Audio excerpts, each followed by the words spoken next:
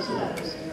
These help us maintain the dignity, honor of our hall by refraining from eating, drinking, and photography. No lights or view screens of any kind, please. Now, on behalf of the Presidents of the United States, the Walt Disney World Company proudly presents a celebration of Liberty's leaders, narrated by Academy Award winner Morgan Freeman.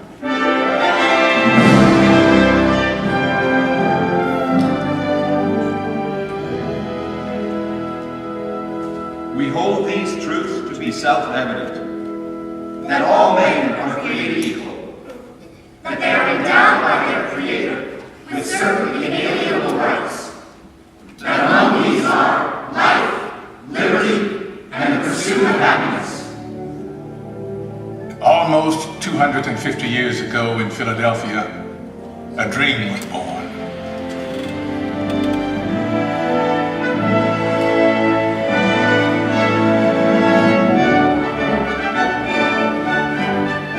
In a time of emperors and kings, it was an astounding revolutionary dream that we, the people, should choose our own leaders, that they should be one of us.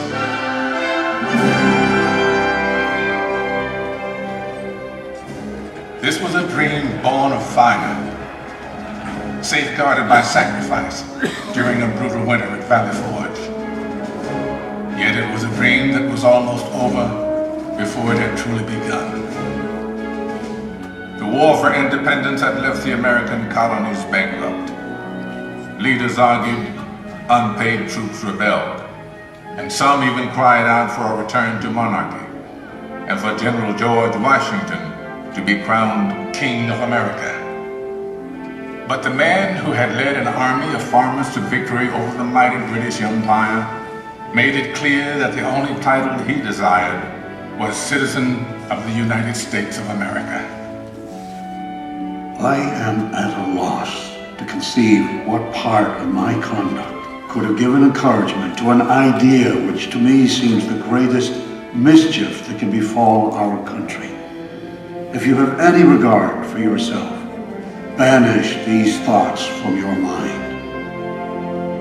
But when the new nation finally adopted its constitution, and it came time to elect its first president, there were no doubts about who that president should be. Only he had such doubts. I fear my countrymen will expect too much of me. I walk on untrodden ground. There is scarcely any part of my conduct which may not hereafter be drawn into precedent. In the end, Washington set the most important precedent of all. The man who could have been king stepped down after 2 terms in office and took his place again amongst the people.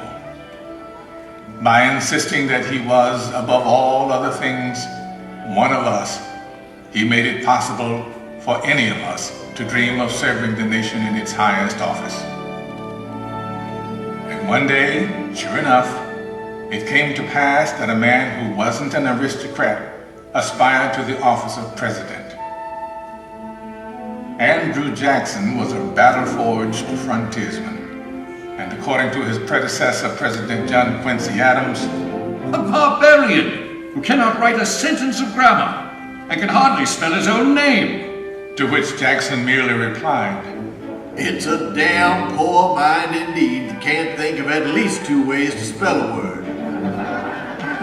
He may have lacked a formal education, but he was tough and brilliant.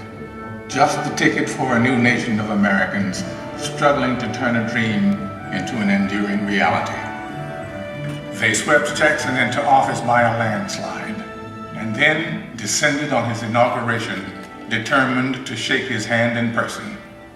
Why, 20,000 country people shoved to get in the door, track their muddy boots across the carpet. And my dear, they would be here still if we hadn't placed tubs of punch out on the lawn. Washington's elite fumed, but Jackson loved it, for these were his people. He was proud to be one of us. I do not forget that the planter, the farmer, the mechanic, and the laborer form the great body of the people of the United States. They are the bone and sinew of this country. But Andrew Jackson would wage a mighty struggle to hold that great body of people together. State by state, a monstrous injustice that had haunted the country since its beginning was now tearing it apart.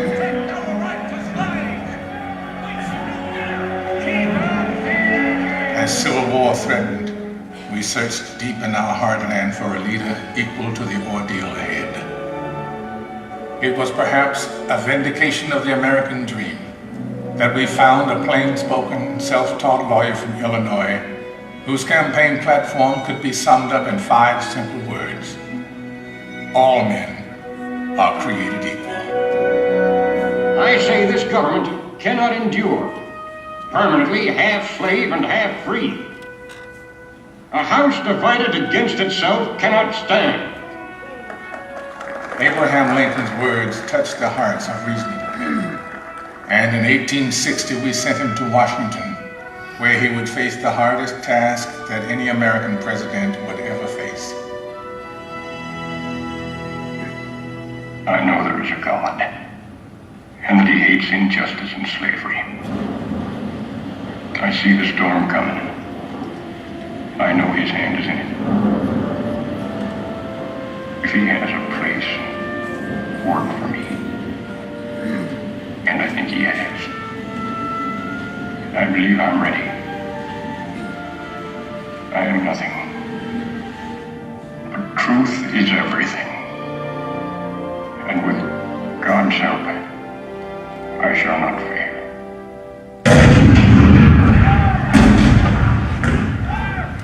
April 12, 1861, Fort Sumter. The cannon spoke for war, bitter, violent, and devastating.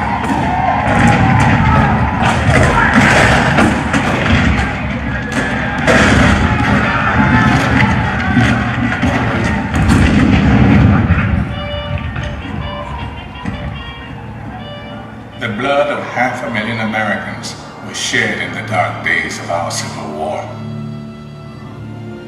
But as the sun rose on a cold November day in 1863, thousands of Americans gathered on the battlefield in Gettysburg to hear President Abraham Lincoln give meaning to our sacrifice.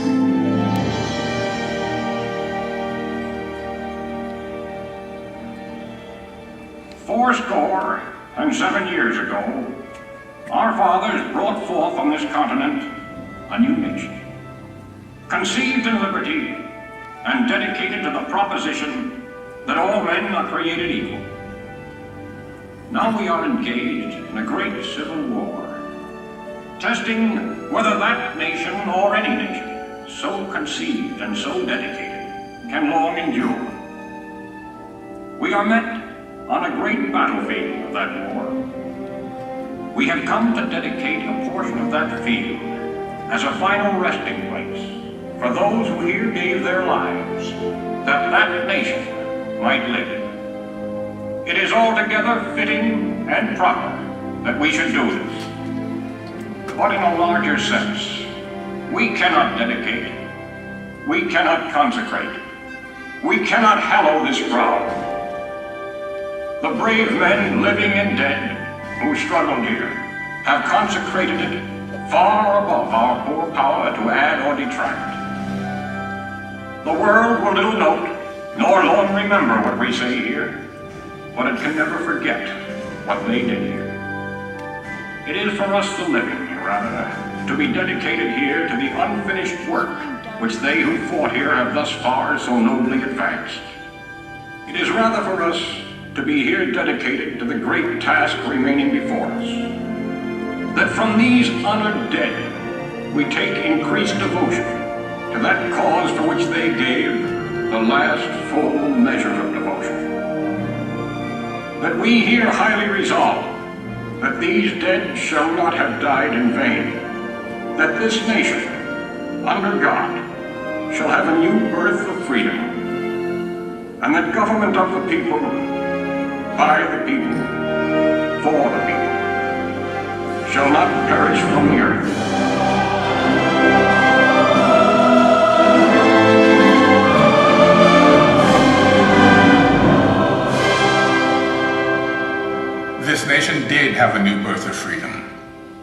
And as our frontiers pushed west, we looked for new leaders that embodied our bold new spirit. Leaders like Theodore Roosevelt, born to wealth and privilege, but imbued with the spirit of the American frontier. He rode with cowboys and led his Rough Riders up San Juan Hill during the Spanish-American War.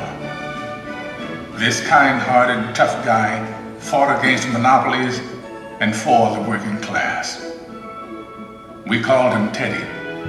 Anything else would have been far too formal. He even refused to call his official residence the Executive Mansion. To him, it was just a house. It was just a White House. And so, it would always be called. 3 decades later, his distant cousin Franklin Delano Roosevelt would occupy that same White House and lead the country through its hardest trials since the Civil War. A world war was looming, and the Great Depression had paralyzed a great nation. The president we called upon to lead us through those hard times was himself paralyzed by polio. But with determined optimism, he had triumphed. And now he was ready to share his cheerful strength with a badly frightened people. During FDR's fireside chats on the radio, entire cities came to a standstill and listened. To the people themselves. Let us unite in banishing fear. Together, we cannot fail. In a calm and reassuring voice, he called out to America, and America answered back. We're just modest, middle-class people having lost the little we have. My savings are tied up in a closed bank. I believe that you will guide us through these Protect dark us from that days. conflict in Europe, dear President. And I expect to be in service shortly. Now we know we are not fighting alone. I feel that at last we can hope. With that hope, we began to believe in the future again. FDR had reminded us of the power of the American dream. 16 years later, America's youngest elected president once again called upon the power of the people to change the world. Let the word go forth from this time and place to friend and foe alike that the torch has been passed to a new generation of Americans. John F. Kennedy's stirring words ushered in a historic decade of civic activism, in which ordinary Americans struggled to right old wrongs and chart new frontiers of possibility. It has always been the role of presidents to remind us of our roots, to call us to the future. In their best moments, they speak words that are already there in our hearts, especially in times of tragedy. All I have, I would have given gladly not to be standing here today. We mourn 7 heroes. We mourn their loss as a nation together. You have lost too much, but you have certainly not lost America. For we will stand with you.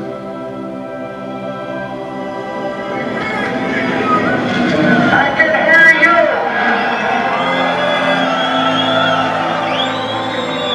I can hear you! The rest of the world hears you!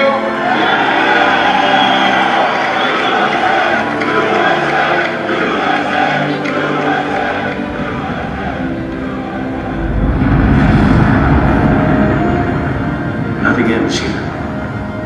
Our hopes and our journeys continue. And as our journeys continue, what once seemed revolutionary now seems profoundly simple.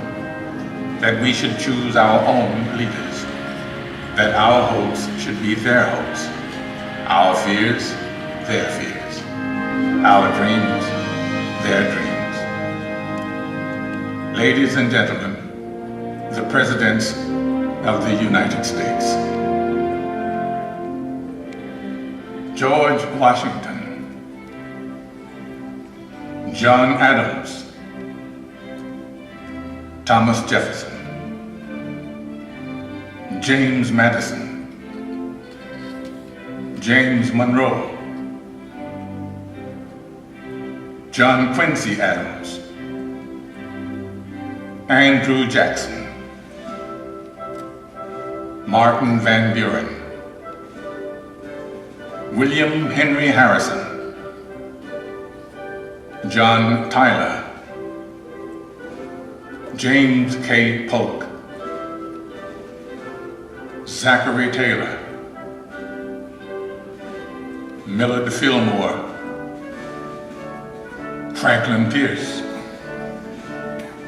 James Buchanan, Abraham Lincoln,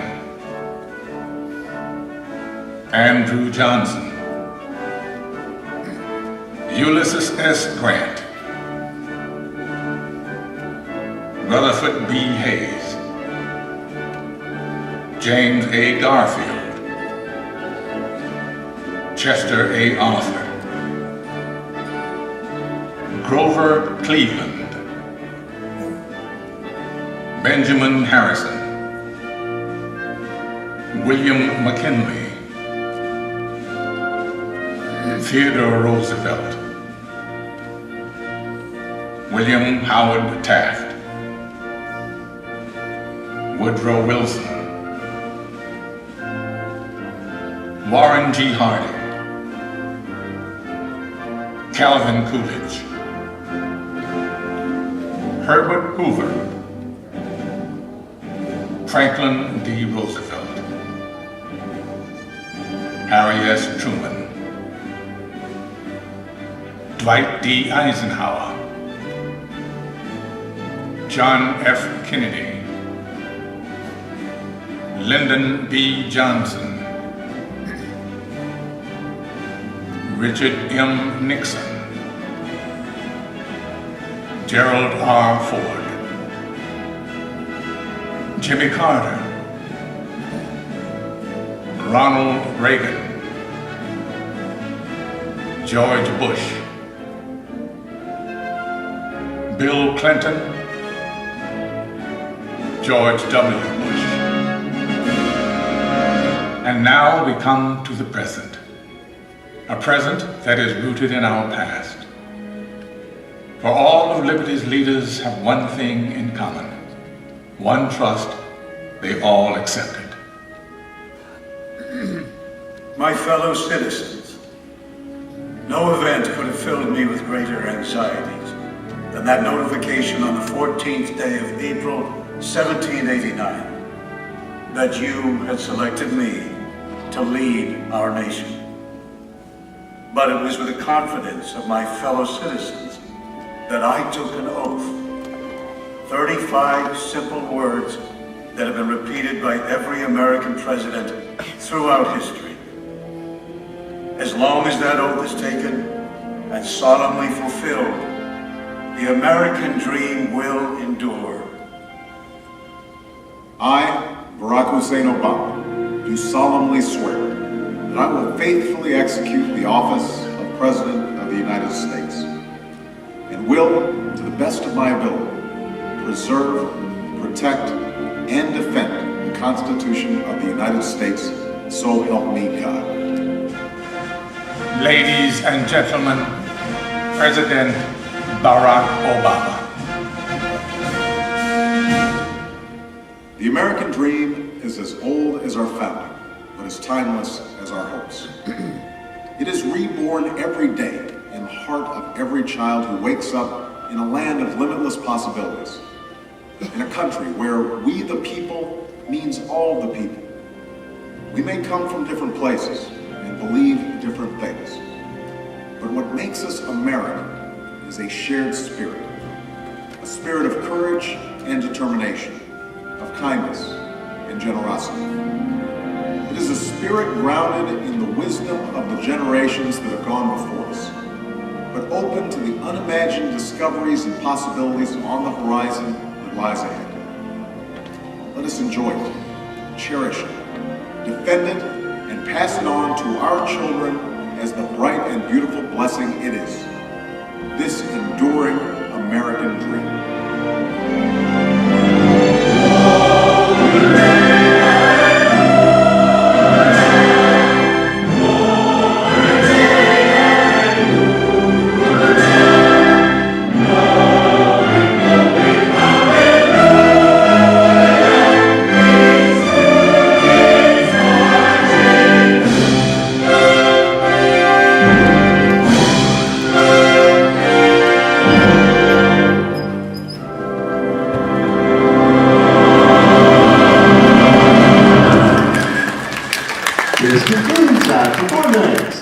please make sure you have all of your personal belongings and exit the theater only through the open doors to your right.